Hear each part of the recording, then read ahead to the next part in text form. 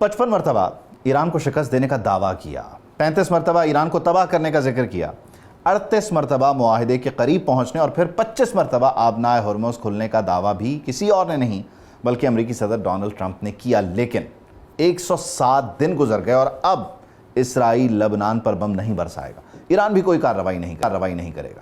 Trump نے اپنی 80ویں سالگرہ پر خود کو 107 دن پہلے والی دنیا، جہاں پہلے تھی وہی دنیا 107 دن گزار کر تباہی کر کے واپس تحفے میں دے دی اور آخرکار جنگ کے خاتمے کا اعلان ہو گیا ہے۔ لیکن یہ معاہدہ جمعے کو ہوگا، تب تک بہت کچھ ہو سکتا ہے یا شاید کچھ بھی نہ ہو، یہ اہم سوال ہے۔ لیکن پاکستان کو دنیا خراج رہی ہے کہ جس کی کوششوں سے مشرق وسطیٰ میں مہینوں سے بھڑکتی آگ آخرکار بجھ رہی ہے۔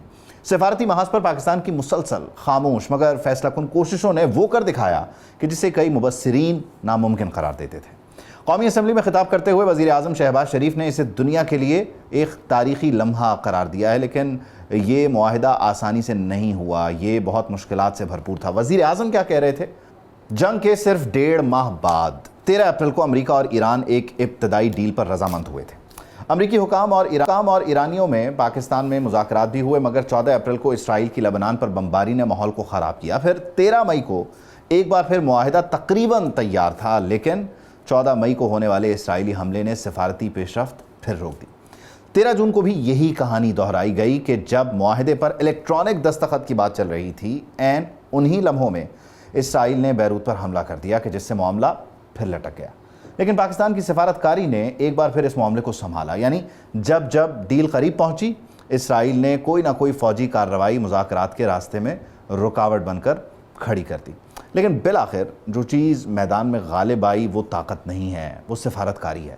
ذرائع کے مطابق اس امن معاہدے میں امریکہ اور ایران کے درمیان براہ راست فوجی کارروائیوں کا مستقل خاتمہ ہوگا، لبنان میں کشیدگی کم کرنے کے اقدامات ہوں گے، آبنائے ہرمز میں بین الاقوامی جہاز رانی کی بلا رکاوٹ بحالی ہوگی، سفارتی رابطوں کا مستقل نظام اور متنازع معاملات کو مذاکرات کے ذریعے حل کرنے کا فریم ورک شامل ہے۔ تاہم اس معاہدے میں ایران کے میزائل پروگرام، خطے میں ایران کے اتحادی گروہوں کی جو سرگرمیاں ہیں اور اسرائیل کی سیکیورٹی سے متعلق کئی بنیادی معاملات پر ابھی تک حتمی اور تفصیلی شق شامل نہیں ہیں، کیونکہ یہ بعد میں ڈسکس ہوں گی۔